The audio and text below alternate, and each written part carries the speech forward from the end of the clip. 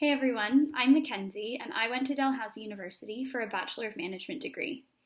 Many students, as part of the Ask Us Anything contest, ask questions about the academic transition from high school to post-secondary. So I'm going to tell you a little bit more about my transition and how it relates to some of the questions that the students asked. So Finn, Kathy, and Evelyn all asked questions about the difference between high school and post-secondary and how to handle the intense workload of post-secondary. I certainly found the transition to be difficult, but I also found it to be manageable. I was able to manage it because I always made study schedules for myself. I didn't just schedule in my classes, but I also scheduled in when I would study for tests, when I would do my readings, when I would complete assignments, and also when I would make time for hanging out with friends, working out, cooking, and doing extracurriculars. Post-secondary and high school are very different because in post-secondary you feel like you have a lot more free time, but your time outside of class should be spent studying and reading. I also found that using resources on campus were really helpful during my transition. I visited my professors and TA's office hours a lot, and I also used tutoring services and the writing center on campus, which helped students with different written assignments and various aspects of written assignments.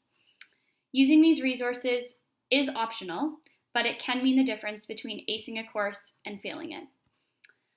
Alicia asked the question, will I receive a lot of support from my teachers? I think this really depends on the professor. Some are a lot more involved in their classes than others, and that's just the nature of it. You'll likely find that there is less direct support in post-secondary than you received in a lot of your high school classrooms. So it's up to you to seek out the support you need and keep yourself motivated.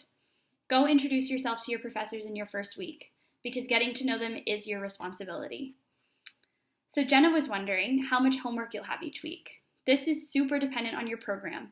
Science and math-based programs will likely involve more frequent tests and labs, whereas arts-based programs are going to involve a lot more ongoing reading and writing, and business programs will have a lot of group projects and case studies. Generally, though, for every hour that you spend in class, you should be spending 2 to 3 hours of schoolwork outside of class. So if you have 15 hours a week of class, you should be spending 30 to 45 hours outside of class on your studying. School is literally a full-time job. Brianne asked, what is the best way to survive the first exam week? I won't lie, this will be tough. Exam nerves are a real thing. But my best advice is to stay ahead of your work and not cram everything into the last week or so before your exams.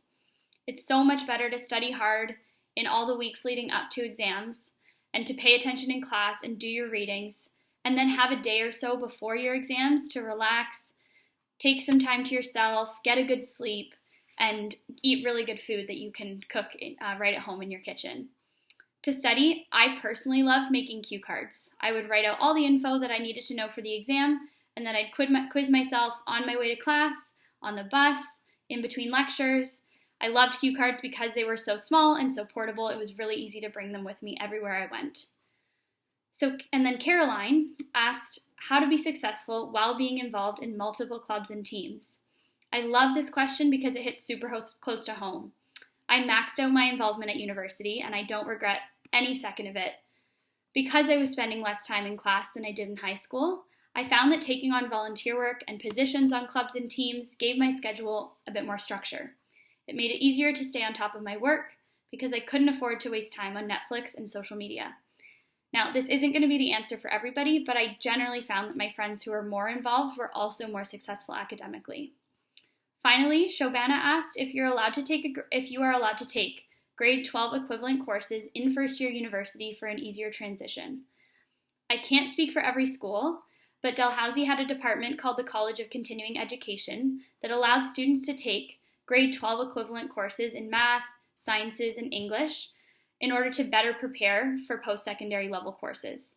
Now, these courses did require a fee, and they didn't count as credits towards a degree, but it helped students advance in subjects that they were a little more unsure about and that they were worried about taking at the post-secondary level. Like I said, I can't speak for every campus, but my guess is that most campuses would have some kind of resource like this one. So those are all of the questions that were specifically related to academic transitions to post-secondary. I hope it helped to answer some of the questions that you had, and I super appreciate all of the responses that were submitted for the Ask Us Anything contest.